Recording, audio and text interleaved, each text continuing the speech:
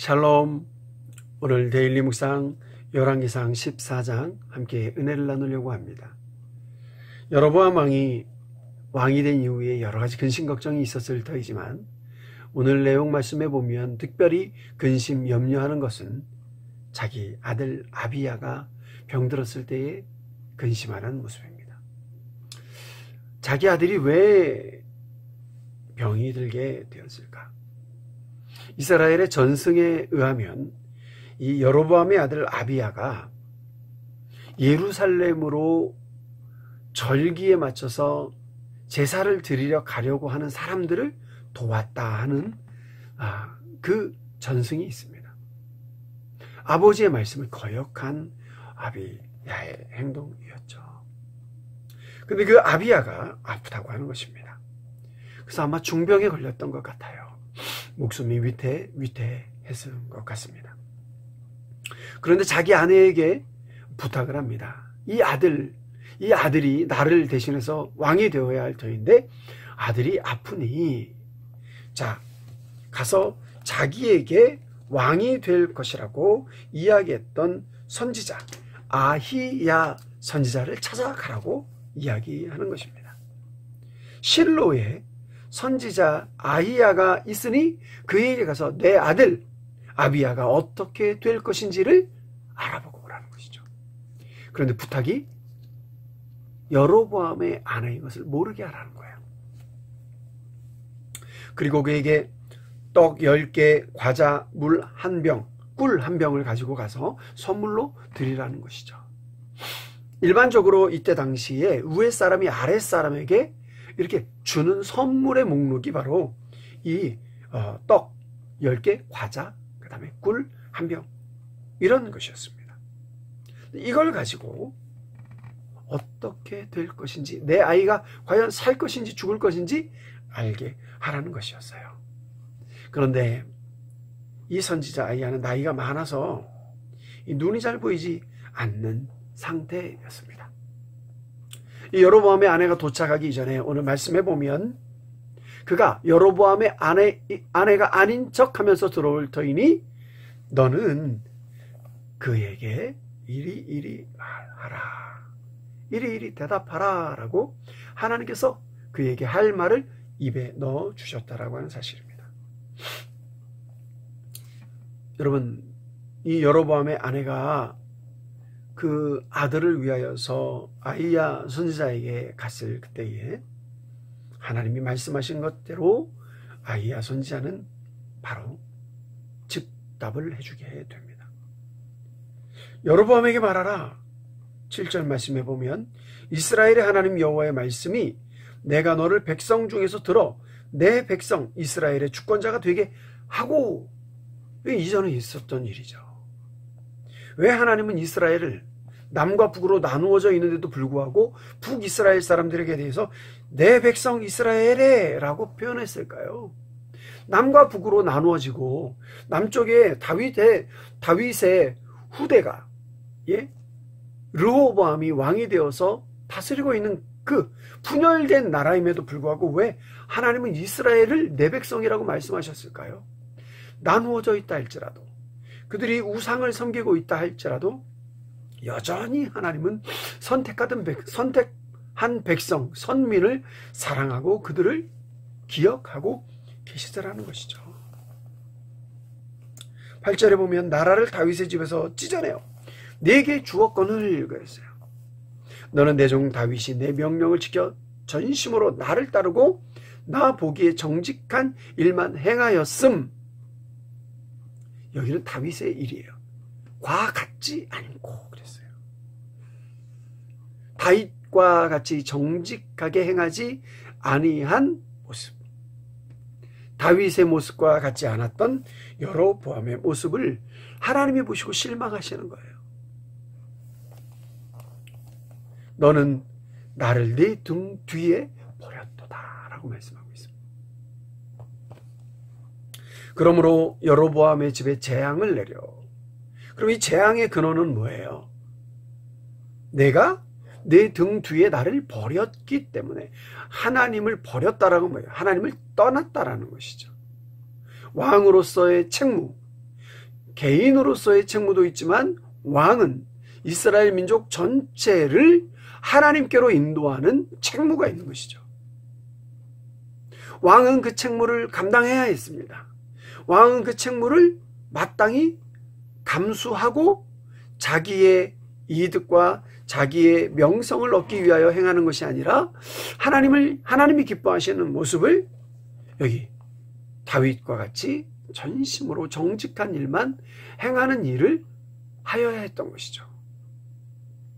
그러면 바로 하나님께서는 나를 네 등 뒤에 버린 그것에 대해서 여로보암의 집을 말갛게 쓸어 버릴지라 라고 말합니다. 여로보암에게 속한 자가 성읍에서 죽은 죽 개가 먹고 들에서 죽은 죽 공중에 새가 먹으리니. 여러분, 이 개는요, 그때 당시에는요 거리의 청소부 같았어요. 이게 개를 이렇게 집에서 기른 것이 아니었기 때문에 집에 마치 우르르 이렇게 길거리에 우르르 다니는 그 집 없는 개들처럼 이 개들이 막 잡식성으로 뭔가 다 이렇게 먹어치우는, 그런데 사람이 그렇게 개에게 먹히게 되었다라고 하는 거예요. 들에서 죽은 죽 새가 먹으리니. 여러분, 그 아이가 이 어미가 와서 물었을 때 바로 다시 복귀하여 왕궁으로 들어갈 때 그 아이가 죽을 것이라고 말하였습니다. 근데 그 일이 실제로 일어나게 됩니다. 여로보암의 자손 중에 유일하게 이 묘실에 들어간 사람이 바로 이 아비야, 여로보암의 아들입니다. 묘실에 들어가리라 13절에 보면 오직 이 아이만 묘실에 들어가리라. 실제로 이후에 모든 여로보암의 후손들은 다 묘실에 장사되지 못하였다라고 하는 사실입니다.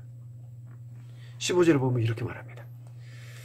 여호와께서 이스라엘을 쳐서 물에서 흔들리는 갈대같이 되게 하시고, 이 물에서 흔들리는 게 얼마나 요동을 칩니까? 바람이 불면 바람 부는 대로, 물결이 출렁거리면 물결 출렁대는 대로, 바람이 불면 바람 따라, 물결이 출렁이면 물결 따라 세풍에 다 흔들리게 한다는 거예요. 왜요? 하나님을 잘 섬기지 아니하였을 때. 여러분, 이스라엘의 역사를 보면서 우리는 무엇을 느껴야 할까요? 이스라엘 역사를 보면서 무엇을 보아야 할까요? 아, 이스라엘의 역사는 왜 이스라엘의 역사를 우리가 배워야 돼? 이게 아니라 이스라엘의 역사를 통하여 하나님을 섬기는 이 시대의 모든 사람들이 하나님을 섬기기 위하여 옳게 섬기려면 어떤 삶을 살아가야 하는가? 어떠한 인생을 살아야 하는가? 어떠한 모습의 신앙이 가장 아름답고 하나님 보시기에 정직한 다윗의 길을 행하는 길인가를 우리에게 알게 하시기 위함이죠. 저와 여러분이 그렇게 되기를 바랍니다. 14장에는 또 하나의 왕이 나옵니다. 자, 이 르호보암이 여로보암, 솔로몬의 아들 르호보암은 유다 왕이 되었고 17년을 다스렸대요. 또 하나의 왕, 이 유다의 왕 르호보암의 이야기가 나오는데요. 이 르호보암도요, 여로보암 못지않아요. 르호보암이나 여로보암이나 똑같이 다 하나님 기뻐하는 일에서 멀어졌다는 거예요. 자, 17년 동안 다스렸어요. 그런데 그가 한 일 23절에 보니까 산당을 짓고요, 우상을 숭배하고요, 특별히 아세라 상을 세웠어요. 우상은 잡다한 우상들을 많이 만들었다는 걸 말해요. 아세라 상을 세웠다라는 것은 특별히 다른 우상들보다 더 크게 거명될 정도로 세웠다라고 하는 걸 말해요. 또 하나, 지금으로 치면 뭐예요? 남색하는 자, 지금 뭘까요? 동성연애예요. 여러분, 남색하는 거 이게 없어지지 않는 거예요. 노아의 때나 아브라함의 때나 지금이나 성경에 예수님이 계셨을 그 당시나 동일하게 남색하는 자들이 있었다고 하는 사실이에요. 여러분, 저와 여러분이 신앙생활하는 데 있어서 온전하게 하나님만을 섬기길 바랍니다. 이 르호보암 왕이 이렇게 우상을 숭배하고 있을 때 바로 애굽 왕 시삭이 올라와서 예루살렘을 공격했는데, 예루살렘을 공격했을 그때 아버지 솔로몬 왕이 만들었던 금 방패 다 애굽 왕 시삭에게 빼앗기고 맙니다. 그리고 나서 놋 방패를 대신 만들어 놋 방패를 들고 왕을 호위하게 합니다. 이게 의전용 방패였단 말이에요. 놋 그릇을 만드는 그 놋으로 방패를 만들어 왕을 호위했다고 하는 사실이에요.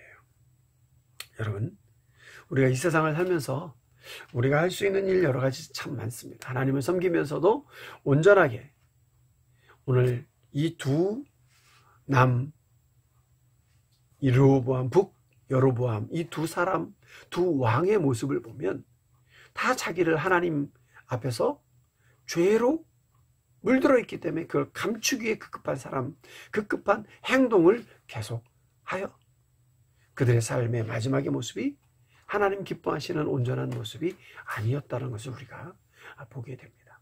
저와 여러분이 하나님 섬기는 일에 있어서 더 정직하게 하나님 기뻐하시는 모습으로 날마다 힘쓰고 애쓰고 나아가게 되기를 바랍니다. 저도 여러분을 위해서 기도하겠습니다. 여러분을 위하여 또 우리 믿음의 가족들이 온전하게 하나님 바라볼 수 있도록 기도하겠습니다. 여러분, 우리 믿음을 끝까지 온전하게 지켜가십니다. 하나님과 함께 영광의 삶으로 그럴 때 우리의 인생에 기적이 일어날 줄로 믿습니다.